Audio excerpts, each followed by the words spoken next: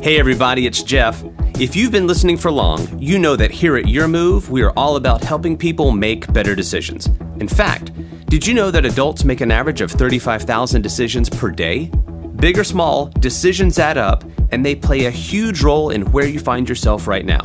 And that's why we created the Your Move app, a destination for better decision making that puts you on track for your desired future.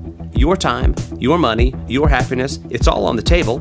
Download the free Your Move app for on-demand access to Your Move episodes, application ideas, and ways to connect further.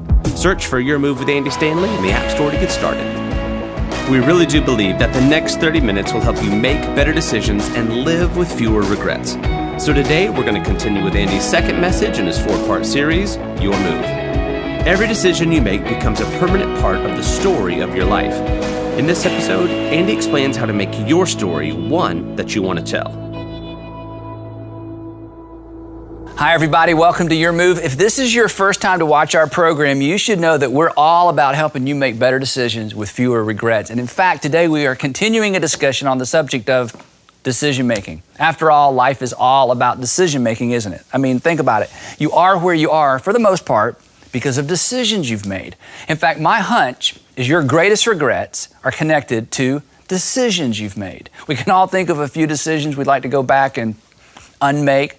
Compounding all of that is the fact that most of life's decisions are made in environments that are very, very emotional. There are no emotionally neutral decision-making environments, are there? In fact, it's often our emotions that get us into trouble. For example, have you ever made a really bad relationship decision? A really bad relationship decision? At the time, it seemed right. You were in love, or you were in lust, or you were in something, and whatever it was, you were in it, and it was emotional, wasn't it? And your mama tried to warn you, and your best friend tried to warn you, but to no avail, because you were sure that he was Mr. Right, and she was, well, she wasn't Mrs. Right, and she wasn't even necessarily the woman of your dreams, but she was fun to look at, and you enjoyed making your friends jealous. No harm in that, I guess. But looking back, you think, what was I thinking? I should have known better. I should have listened. How about this? Have you ever made a really, really bad purchasing decision? Yeah, we all have. We've all made bad purchasing decisions. And looking back, again, you just shake your head and think, what was I thinking? What in the world was I doing? And then there are the decisions that we never imagined we'd have to make, the unanticipated decisions in life. How about this one? Have you ever had a friend that was bad for you? We call those toxic relationships. You like them, but unfortunately you're becoming more like them and you don't like what you're becoming. And then somebody comes along and they say, hey, I don't think he's good for you. I don't think she's good for you. And then you have a decision to make, don't you?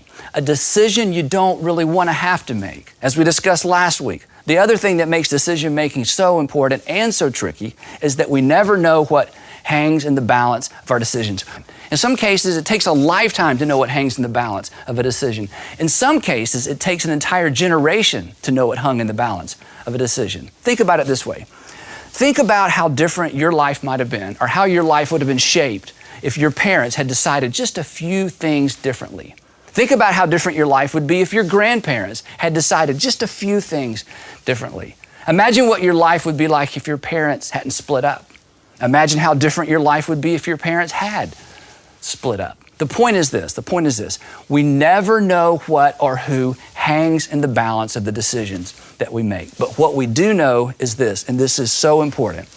Private decisions always have public ramifications. Your private decisions probably won't remain private. Your personal decisions will impact some other persons. So, in this 4-part series, we're discussing 4 questions that are going to help empower you to make better decisions and, as I said, live with fewer regrets. Now, last week I gave you the first question, and if you weren't able to be with us last week, or if you didn't know there was an us to even be with, I'm going to repeat it for you in just a minute, but just so you'll know, if you'll go to yourmove.is, you can actually download our free Your Move app that'll allow you to watch last week's episode as well as all of our Your Move programming. And here's the best part. It is for free forever. No thank you note necessary. Anyway, back to our topic. Last week, we gave you the first question in our 4 questions that we're going to talk about as it relates to decision making. And the first question we ask is, am I being honest with myself? Really? You might remember that. Am I being completely honest with myself? Really? Now, for you to feel the full weight of this question, I need you to ask the question out loud. So I want you to repeat after me and say it out loud. And like we did last week and like we do just about every week on Your Move, when you talk out loud and you're all by yourself, it feels a little bit weird. If you're watching the Your Move broadcast with friends, you're going to be tempted to just roll your eyes or maybe worse, change the channel, but just hang with me, humor me. I want you to ask this question out loud because the power is found in hearing yourself ask this question. So here we go. The question is, am I being honest with myself really? Ready? All together. Am I being honest with myself really? One more time with feeling. Ready? Am I being honest with myself really? Now, that's a really, really important question because when it comes to selling ourselves on bad ideas, when it comes to selling ourselves on bad decisions, we are all professional salespeople. When it comes to convincing ourselves to do the wrong thing, we are experts. We all are. Consequently, we need to get in the habit of asking ourselves this very, very important question. Why am I doing this really? And that brings us to our second of 4 questions that we're going to talk about in this series. And the second question is this: what story do I want to tell? What story do I want to tell? And yes, I want you to say it with me out loud. Ready? Everybody together. 1, 2, 3. What story do I want to tell? Now, here's something to think about, and I bet you've never thought about this before, but think about this. Every decision you make becomes part of the story of your life. Every decision. In a similar way, every season of your life will be a chapter in the story of your life. And here's how it works. You make a decision, and every decision you make has an outcome. Every decision you make has an outcome. And the outcome of every decision you make becomes part of the story of your life. The good ones, the bad ones, the expected, and the unexpected. It goes kind of like this. You went out with him and he was a jerk, and now part of your story is that you wasted a year or 2 years of your life dating a jerk. You made a decision, there was an outcome, and now it's part of the story of your life. Or how about this one? Your boss asked you to lie to the client, and you lied, and the client called you on it. And your boss laid the blame on you, and you lost your job. And now part of the story of your life is that you decided to lie. The outcome was you got called out on it. And part of your story is you lied to a client, and you lost your job. Every decision and the outcome of those decisions become part of the story of your life. And you know what that means? It means that decision by decision, you are writing the story of your life. Perhaps like some of my friends recently, you lost a job. And surviving this season of life without a job is going to be a story that you tell someday. Now, right now, you're in the middle of it, and it's so traumatic, and you can't imagine how things are going to work out. But a year from now, 2 years from now, the story of having lost your job is simply going to be a story that you tell. So here's the question. What story do you want to tell? Do you want to tell this story? I lost my job. I was so embarrassed, I started drinking too much, racked up a bunch of debt, lost the respect of my wife and my kids. That's not the story you want to tell. Maybe you're married and things aren't going so great at home. And there's this guy at the office and he's so nice. In fact, he's way nicer than your husband. And he's made it clear that if you're willing, he's wanting to take the relationship to another level. And to be honest, because of what's going on at home, sounds a bit exciting. But before you dive in, remember this. Whatever you do, regardless of the circumstances at home, regardless of the pressure, regardless of the messages you're telling yourself, and regardless of what everybody else is telling you, whatever you do, it becomes a permanent part of the story of your life. So again, what story do you want to tell? Do you want to tell this story? I wasn't happy at home, so I got involved with a guy at work, lied to my husband, lied to my kids, lied to my mother, lied to my mother-in-law, lived for a season with lots of guilt, got found out, got busted, lost my marriage, lost the respect of my children. Now, come on. Is that really the story you want to tell? Now, here's the thing. We've never met, but here's something I know about you. You would like to be able to tell your entire story without skipping any chapters or having to lie about the details, right? Isn't that right? You would like to be able to tell your entire story and never have to skip a chapter and never have to skip a detail. Someday, you would like to be able to sit down with your kids or maybe even your grandkids, to sit down with your kids or grandkids and tell your entire story. You want to be able to sit down someday with somebody you hope to spend the rest of your life with and tell your entire story. You'd like to be the hero in your story. We all want to be the hero in our story. And going forward, you can have that. But it's going to be required of you to stop mid-decision and ask this important question. What story do I want to tell? Or which of the available options do you want as part of the story of your life? Now, one reason this is so hard, and I think one reason we don't think about this, is that when we're in the middle of making a decision, it's easy to get distracted by the pressure and the emotions that we feel. In some cases, it's like we sort of go into a fog. We get so focused on what's happening right in front of us, right around us, that it's easy to lose sight of the broader context, our story. You know how it is. Often you're up against a time deadline, either at the clock or the calendar. You got to decide right now. Oftentimes fear is a part of the equation. If you don't marry me, I'm leaving, and nobody wants to be left. Or if you don't make your quota, you're fired and nobody wants to lose a job. When you're forced to make a decision under a deadline or with that kind of terrifying consequence or pressure hanging over your head, it's hard to think about tomorrow. Now, if you're in retail sales, you totally get this because you know about the worst thing you can do is let a potential customer leave the store or the showroom without making a sale. And why is that? Here's what you know. You know that once they walk out of the emotional setting of the store, you know that once they leave the car lot, you know that once they get out of the vicinity of your sales pitch, you know that the attachment that they felt to your product begins to lessen, begins to wane. They gain perspective. They are far less likely to make a purchase. Experts tell us that there's something else that happens in our mind. Whenever our appetites are engaged in a decision-making process, we fall victim to a cognitive bias called focalism. Focalism is easy to understand. If you have ever been in love, you have been a victim of focalism.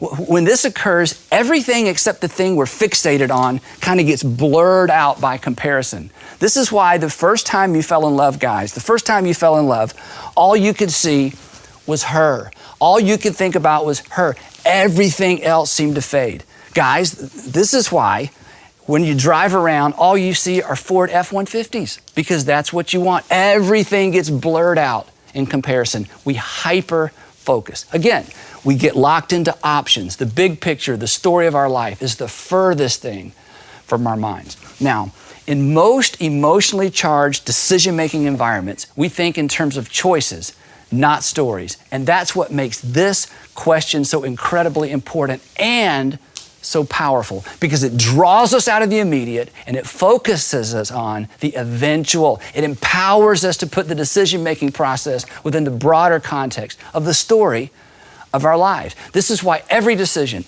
you make in the future needs to be made with this question in mind. What story do I want to tell? Now, obviously, we are not the first generation to wrestle with this. There's a familiar story in the Old Testament about a young Jewish boy who approached a similar situation like the ones we've been talking about. And he's an extraordinary example of this because of what he models. And as we're going to see, he models a specific application of this idea that is so helpful. Honestly, I just can't wait to tell you about it. But first, a little context. Around 1850 BC, a teenager named Joseph, the son of Jacob, who was the son of Isaac, who was the son of Abraham. Did you follow all that? No, okay, doesn't matter. Anyway, Joseph is one of 11, soon to be 12 sons of Jacob. But as the story goes, his brothers were extremely jealous of him. And they were jealous of him because his daddy, Jacob, loved him, Joseph, more than he loved any of his other sons. So one day, the older brothers, Joseph's brothers, the sons of Jacob's second favorite wife, they see Joseph headed in their direction, and they decide to act on what they've been feeling for a very long time. And they decide to kill him. They decide to take Joseph's life. But apparently, as Joseph got closer, they lost their nerve. And instead, they throw him in an empty well until they can get the nerve to do away with him permanently. And you thought your older siblings were merciless. Anyway, you actually may remember this story from childhood. If so, you'll remember that Joseph gets a break. As it turns out, slave traders come by on their way to Egypt, and Joseph's brothers decide that selling their brother would be more profitable than killing him. Oh, the mercy. So they sell him to the slave traders, and then they tell their parents that their brother Joseph was killed by a wild animal. Now, of course, this breaks their parents' heart, and it really broke their father's heart. And now they have a secret that they're forced to live with for the rest of their lives, which makes them, and don't miss this, which makes them liars for life. Now, back to our big idea for just a moment.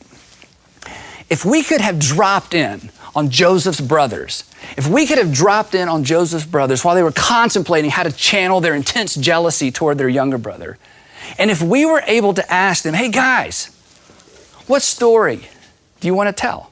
Before you do something rash, do you really want your story to be this? Well, when I was in my mid-20s, I was so jealous of my younger brother based on the fact that my father loved his mother more than he loved my mother, and therefore loved my younger brother more than he loved me, which, come to think of it, really doesn't have anything to do with my younger brother, who I hate, because none of this is really his fault. But anyway, when I was in my mid-20s, I hated my younger brother so much that I sold him into slavery and then told my dad he was killed by wild animals and broke my father's heart. And then I spent the rest of my life lying about what happened to him, all because I was mad at him for, well, honestly, I was just jealous. Hey guys, is that really the story you want to tell?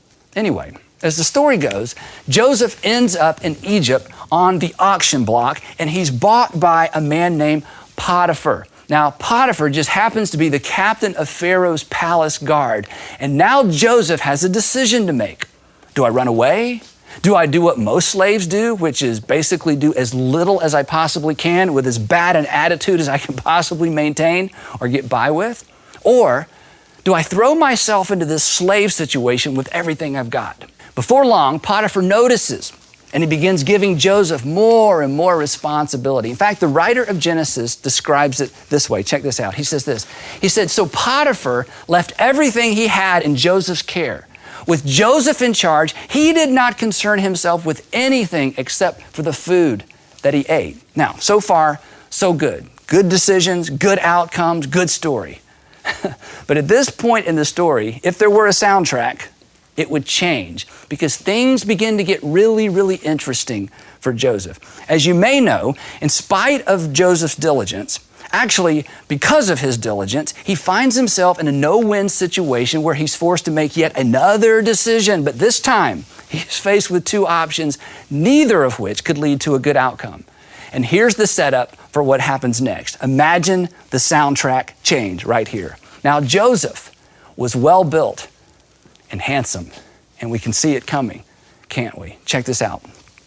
And after a while, his master's wife, Potiphar's wife, took notice of Joseph, and she said to him, come to bed with me. Now, this is so fascinating. Joseph is far, far, far away from home.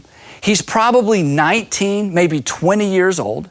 It looks from all practical purposes as if his God has abandoned him. He's in a foreign country. There's no accountability. And now his boss's wife wants him to go to bed with her. And he knows there's a lot at stake and he has a decision to make. And the scripture says this. It says that he refused. Now, what Joseph does next is something we should all do. Here's what he does. Joseph begins to rehearse his story out loud. He doesn't allow this powerful temptation or these terrible circumstances to overshadow the broader story of his life. Instead, he views this dilemma within the broader context of his story, which is what we've all got to learn to do. This is such a powerful idea. Joseph actually reviews his story out loud in front of Potiphar's wife. Allow me to paraphrase. His story goes something like this. Mrs. Potiphar, I came to this land as a slave. I had absolutely no rights and I had no future. Then your husband purchased me and he treated me like one of his own. He treated me with kindness and he gave me the opportunity to serve him and to serve the family. I've worked hard. I've done everything you've required of me. And with God's help, with my God's help, I've worked my way to the point where your husband trusts me. Look, he's put me in charge of his entire household. And then he says this, and I quote, he says, with me in charge, he told her, my master does not concern himself with anything in the house.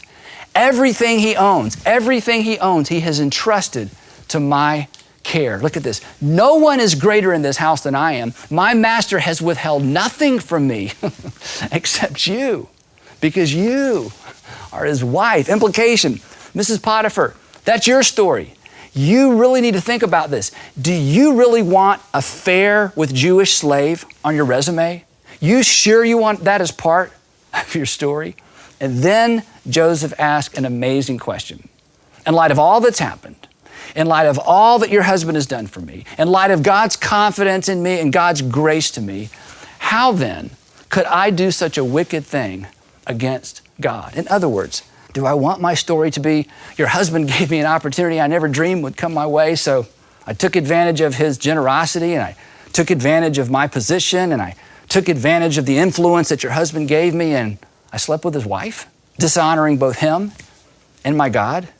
The author of Genesis continues. Now, this is amazing. He says this, and though she, Potiphar's wife, and though she spoke to Joseph day after day, he refused to go to bed with her or even be with her. But this was humbling to Potiphar's wife. This was actually humiliating to his wife. Chances are she'd slept with many of her husband's slaves. And so she accuses Joseph of trying to rape her. Now, Potiphar's in a really tough situation. He really has no choice but to respond to his wife's accusation. And so he punishes Joseph.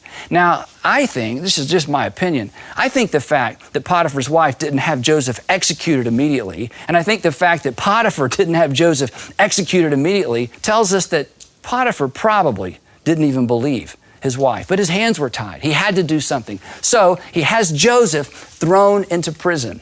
Interestingly enough, he has him thrown into the prison where Pharaoh kept political prisoners. Now, in spite of this big setback, the writer of Genesis says something interesting. The writer of Genesis says that the Lord was with Joseph, that the Lord was with Joseph. Now, I think this is so strange because you would think that if the Lord was with Joseph, none of this would have happened to begin with. If the Lord was with Joseph, he never would have been kidnapped by his brothers. If the Lord was with Joseph, he would have never been put in a pit. If the Lord was with Joseph, he would have never been sold as a slave. And if the Lord was with Joseph, once Potiphar showed him favor, certainly he would continue to live in Potiphar's house and prosper. But then, Joseph's story isn't over, is it? And here's something you need to think about. Regardless of what you're going through right now, regardless of how bad it is, your story isn't over either. Now, while in prison, Joseph does the very same thing he did when he was in Potiphar's household. He does his best, and over time, he wins the favor of the prison warden. After he'd been in Pharaoh's prison for about 2 years, there are two men that are put into prison. Each one of them has a dream. And they find out that Joseph is a dream interpreter. And so Joseph correctly interprets each of their dreams, and what he predicted came true. One of these men is restored to his position as Pharaoh's cupbearer, just as Joseph predicted. And the other one is executed, just as Joseph predicted. Joseph is thinking, this is my ticket out. Once he's restored to working for Pharaoh, he even says to him, hey, when you are restored to your position, please tell someone that I'm in here and I'm in here unjustly. But the scriptures tell us that he forgot Joseph, and 2 more years go by. And chances are Joseph had no doubt resigned himself to the fact that knowing the prison warden, having favor in the eyes of the prison warden is as good as it's ever going to get for me. And then everything changed. Everything changed because Pharaoh had a dream. He had a dream that he believed had significance for the entire nation of Egypt. But none of his magicians could interpret his dream. And suddenly the cupbearer remembers Joseph, and he goes to Pharaoh and he says, Pharaoh, I was sort of hoping you forgot about this, but sometime in the past, you remember I fell out of favor with you and you threw me in prison. And while I was in prison, I met this Jewish boy and I had a dream, and he interpreted my dream and it came true. And I know you've had a dream and no one could interpret it. But I have a feeling if he's still there and if you can find him, if you bring him out, this young Jewish boy may be able to interpret your dream. So Joseph is brought before the monarch. He interprets Pharaoh's dream, and Pharaoh sees in Joseph, just like everyone else had seen, a man he could trust. Potiphar would vouch for him. The prison warden would vouch for him. Joseph's reputation was spotless. His track record was impeccable. He had nothing to hide, nothing to be ashamed of. And in the end, Pharaoh actually makes young Joseph the prime minister of Egypt, his primary responsibility being to store up enough grain during the coming 7 years so that Egypt could survive the famine that had been predicted in Pharaoh's dream. Once again, Joseph fully embraces this opportunity. And 7 years later, a famine devastates that entire part of the world. Nothing would grow. People in the surrounding regions began to starve. But in Egypt, thanks to Joseph, there was a surplus of grain, enough to sustain both man and beast. Joseph's family eventually came to Egypt to buy grain. And in one of the most dramatic stories maybe in history, and one of the most dramatic stories certainly in the scriptures, Joseph introduces himself to his brothers. And you can only imagine what they felt in that moment. They were terrified because they assumed that what they had done to Joseph, Joseph would in turn do to them. But Joseph wasn't anything like his brothers. Joseph had decided many, many years earlier to live a story worth telling, and he didn't want revenge to be part of that story. So in addition to rescuing the nation of Egypt from the devastating famine, Joseph actually rescues his brothers and their families, and he moves them all to Egypt, where they settled permanently as guests and relatives of the prime minister, their brother. Now, before we leave Joseph's story, I want you to think for a moment about the contrast between Joseph and his brothers. His brothers had a story that they spent their entire life hiding, a story that made them, as we said, liars for life. Liars for life. Year after year, they had to continue to deceive their father regarding the fate of their younger brother. Joseph, on the other hand, had a story he was proud to tell.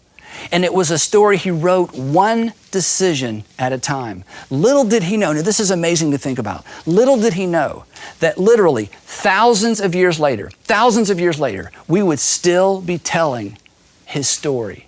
Now, here's the thing I don't want you to ever forget. Here's the thing that I just don't want you to miss. Just like Joseph and just like his brothers, you are writing your story one decision at a time. Just think about that.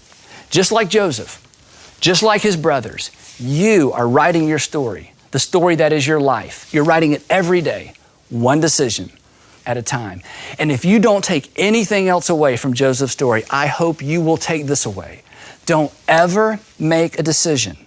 Don't ever make a decision that will make you a liar for life.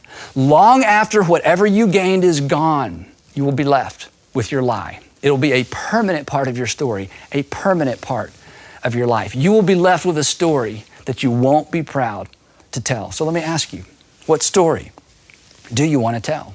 And if you're in the middle of making a decision right now, let me ask you, which of the available options do you want as a permanent part of the story of your life? What story do you want to tell? Hey, thank you so much for joining us this week on Your Move. Next week, I'm going to give you a third question designed to help you make better decisions and live with fewer regrets. But until then, I hope you have a great and regret-free week. We'll see you next time right here on Your Move. Thanks so much for listening to Your Move. Don't forget to check out the new and improved Your Move app. Unlike most things in life, it's free. Take Your Move with you on the go and make better decisions a part of your everyday. More people in more cities making better decisions could change culture as we know it.